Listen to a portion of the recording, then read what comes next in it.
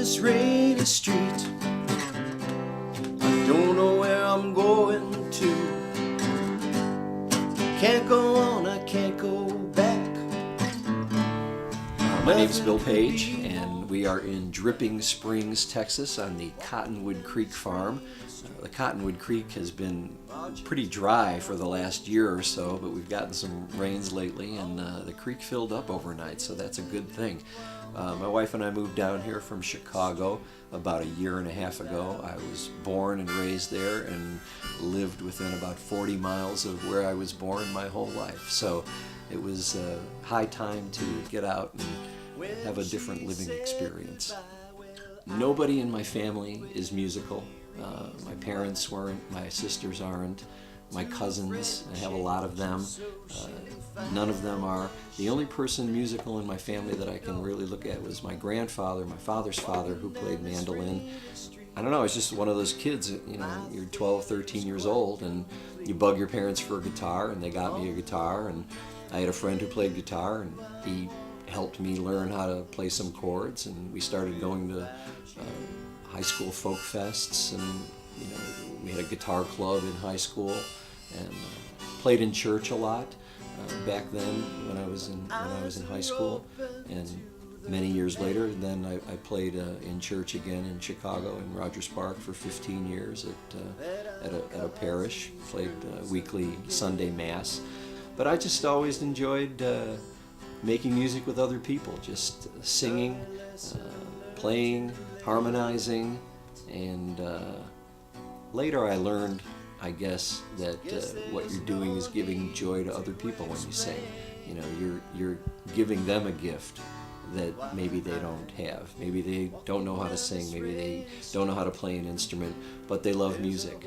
And so just the conduit of you being there playing music for them is a gift.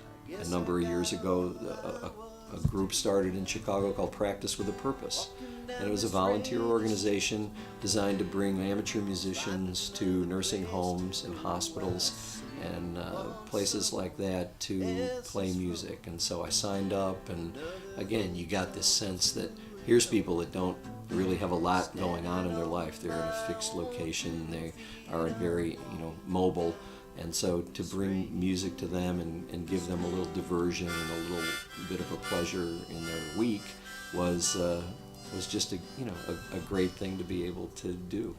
But I'll tell you, the one, and this wasn't necessarily directly related to the music we were performing, but what really shocked me one day is that we would go to this nursing home over and over, you know, every Saturday almost, and for weeks and months on end. And there was one guy that they would bring in, almost catatonic, I mean pretty much catatonic, in a wheelchair, didn't move a lot, kept his eyes closed most of the time, and was very, very, you know, very still, like I say, almost catatonic. And they would wheel him in, he would listen to the music, they would wheel him out, and that would be that. One day, we walked in, I got off the elevator with my guitar, and I started walking down to the room where we were going to play. And this guy walks past me in the hallway, big smile on his face. "Hi, how are you doing today?" And kept on, you know, walking down the hallway. And I was like, wow, that's the same guy, you know. And he was perfectly normal.